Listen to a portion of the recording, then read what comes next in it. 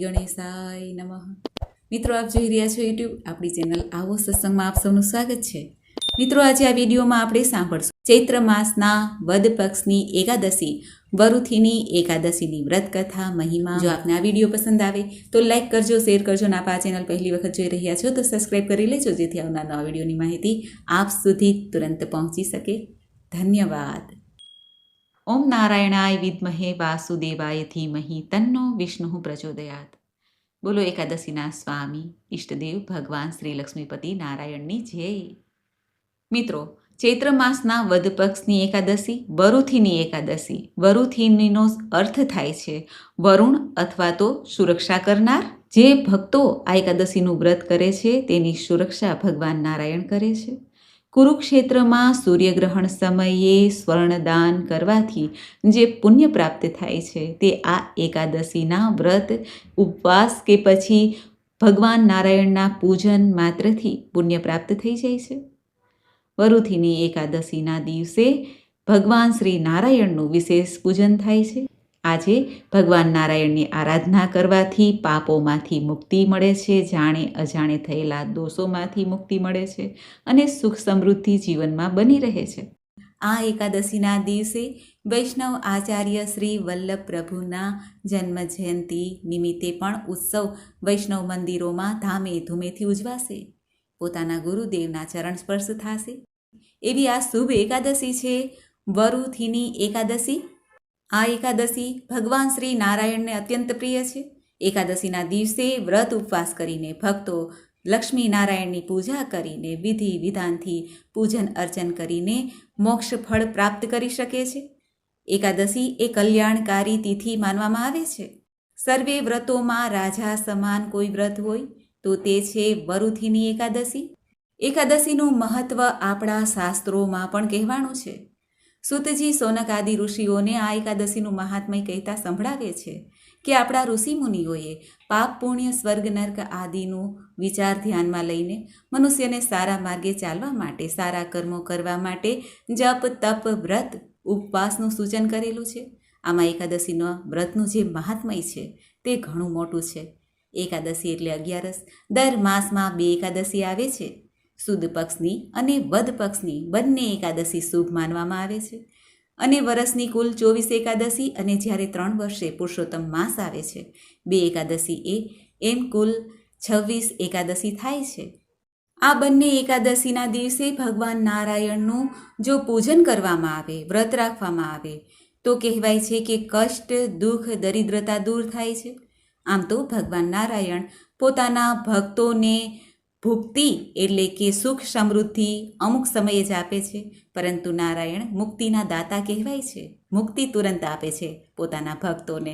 પણ જવરલે જેવું બને કે જ્યારે ભગવાન શ્રી હરિ પોતાના ભક્તોને ભુક્તિ એટલે કે સુખ સમૃદ્ધિ અને અંતમાં મુક્તિ પ્રદાન કરે।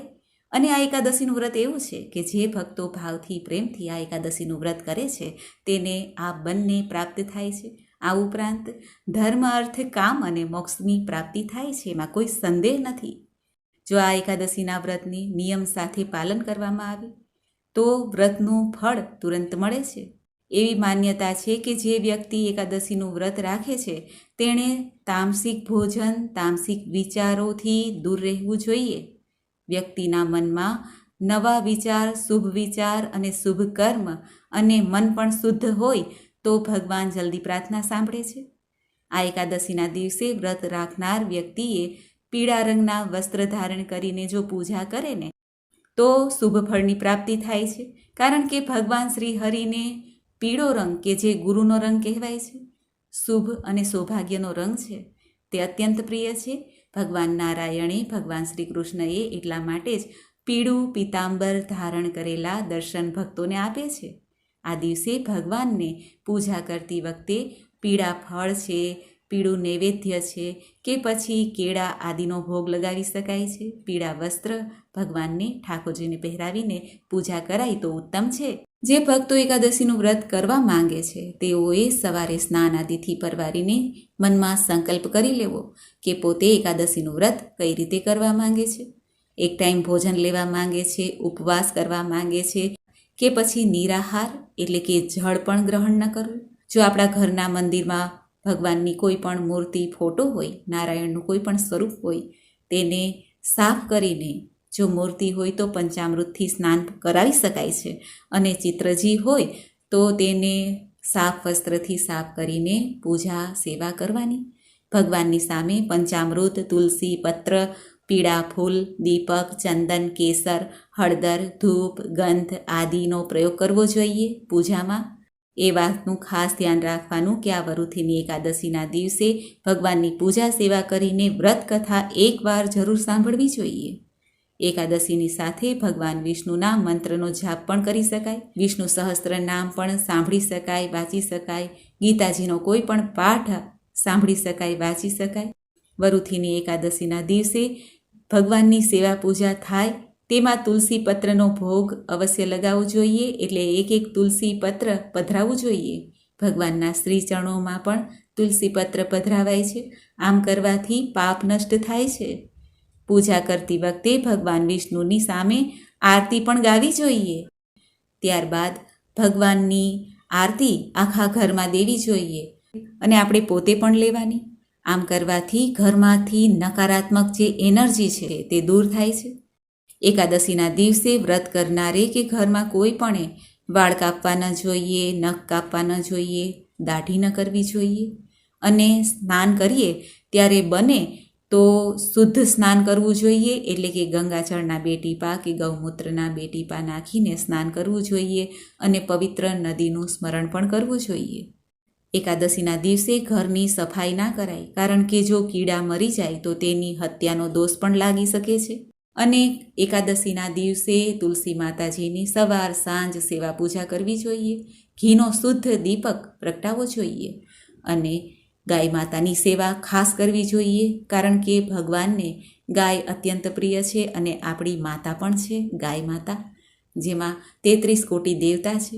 જો ગાય માતાની સેવા થઈ જાય, કદાચ આપણે વ્રત ના કરી શકીએ, વૃદ્ધ હોય, બાળક હોય, ગર્ભવતી મહિલાઓ હોય, વ્રત ના થાય તો પછી પશુ પક્ષીની સેવા કરી લેવી, ગાય માતાની સેવા કરી લેવી. આ ઉપરાંત જરૂરિયાતમંદને દાન પુણ્ય કરવું જોઈએ. ઉનાળાની સિઝન છે, માટે ચપ્પલનું દાન, છત્રીનું દાન, ભોજનનું દાન, જળનું દાન ઉત્તમમાં ઉત્તમ કહેવાય છે. આમ કરવાથી પુણ્યની પ્રાપ્તિ અવશ્ય થાય છે અને જે પાપ છે તેનો ક્ષય થશે. ભગવાન વિષ્ણુને તુલસી પત્ર અત્યંત પ્રિય છે, માટે તુલસી પત્ર પ્રમાણે નારાયણની પૂજા કરીને 1 તુલસી પત્ર પ્રસાદમાં પોતે અવશ્ય લેવું જોઈએ. અને બની શકે તો આ દિવસે જે ભક્તો ભોજન કરે છે તે લોકો પણ લસણ, ડુંગળી અને રાંધેલા ભાતનો પ્રયોગ ન કરે તો ઉત્તમ છે, કારણ કે આ દિવસે આ બધું ભોજન પણ માંસ સમાન ગણાય છે. અને પતિ પત્નીએ પણ બ્રહ્મચર્યનું પાલન અવશ્ય કરવું. મિત્રો, તો આપણે સાંભળ્યું વરુથીની એકાદશીનો મહિમા અને મુહૂર્ત. હવે આપણે સાંભળીએ આ વરુથીની એકાદશીની વ્રત કથા. બોલો ભગવાન શ્રી લક્ષ્મીપતિની જય. ધર્મરાજ યુધિષ્ઠિર ભગવાન શ્રી કૃષ્ણને કહે છે, હે પ્રભુ, ચૈત્ર માસના કૃષ્ણ પક્ષની એકાદશીનું નામ શું છે? તેની વિધિ કઈ છે? તે કૃપા કરીને મને જણાવો.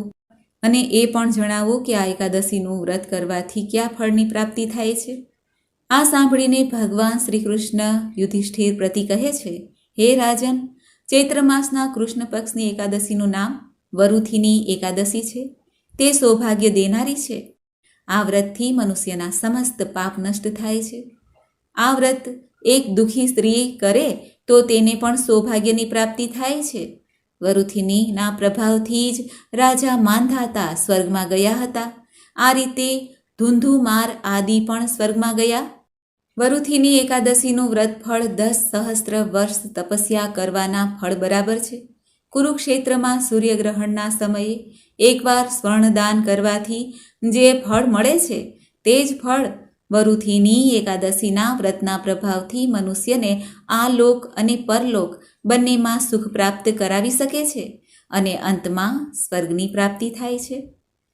ભગવાન શ્રી કૃષ્ણ યુધિષ્ઠિરને કહે છે, હે રાજન, એકાદશીનું વ્રત કરવાથી મનુષ્યને આ લોક અને પરલોકમાં મુક્તિ તો મળે છે.